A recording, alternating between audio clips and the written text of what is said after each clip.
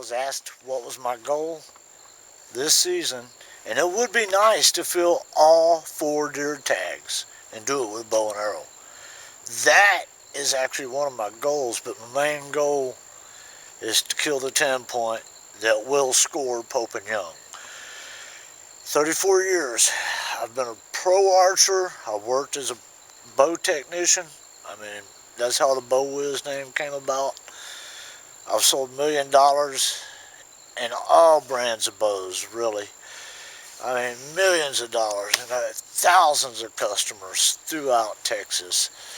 And I've built millions of bowstrings in my day. And back in the day, I mean, I was able to whip out a bowstring and keep people going, you know, if they broke a string or accidentally got a broadhead on it. So when I got into 3D archery, I went to the pro shop and they had a little fun day set up, and they had, I think, 3 3D targets.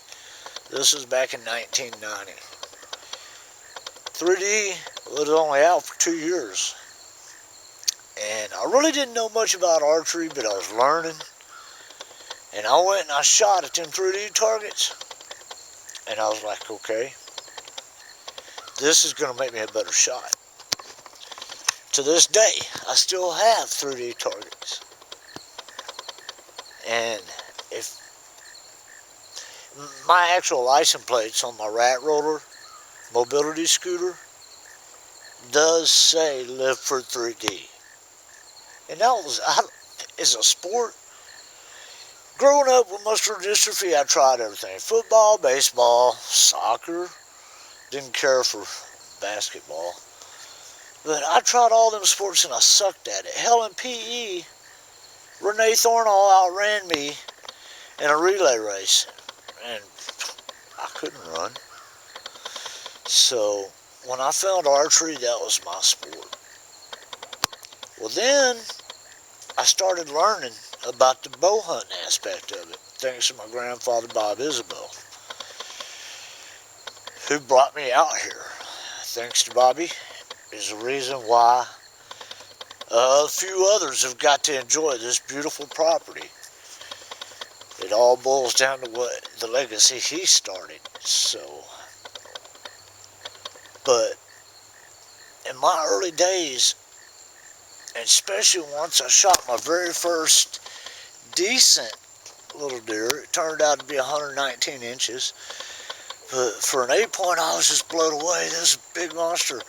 Well, I didn't know back then just how big they can get if they get the age on them and you know what you're doing to hunt them. So I've always wanted to kill a Pope and Young. 34 years. I've had a few opportunities. Back in 2010, I had a real beautiful 8-point, heavy mass. He would score at least 128 to 135 is what we were estimating him. And the last day of season, he popped up in front of me and it just shattered me. I mean, I couldn't keep it together. I drew back instinctively. I aimed. But when I released, I seen the arrow hit him in the back of the guts. And I never found that deer. I never found it. And to this day, it still haunts me on that. Fetal Horde 3, or Fetal Horde 2. I thought I gut shot that buck. But he showed up the next morning on trail cam and I ain't seen him for 3 years. And lo and behold, he showed up again this year and he's an old man. He's a heavyweight, but he lost his antler mass. He's not as big as he was last year, or 2 years ago, last time I seen him. So, and then I had other deer. They all mate Pope and Young. And that's all I'm trying to do before I run out of time.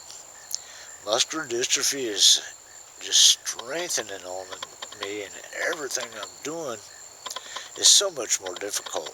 So it's, people ask me, well, you seem to get around pretty good. And I try to describe what it's like. Imagine walking on your hands. How far can you walk on your hands? that is the same for me with my legs. With muscular dystrophy, I've already had 2 serious surgeries on my feet.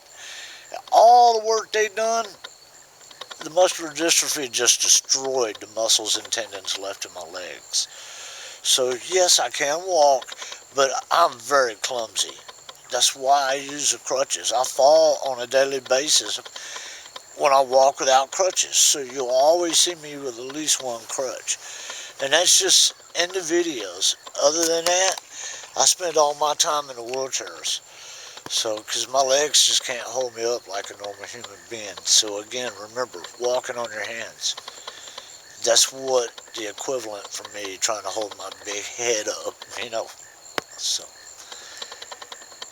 but hopefully, one of these days, I'm going to seal the deal and get the Pope and Young. I've earned it. I've spent thousands of hours sitting in these woods.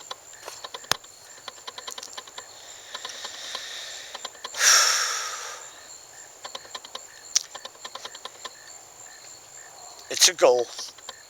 It's the ultimate challenge. And it's all I've ever wanted.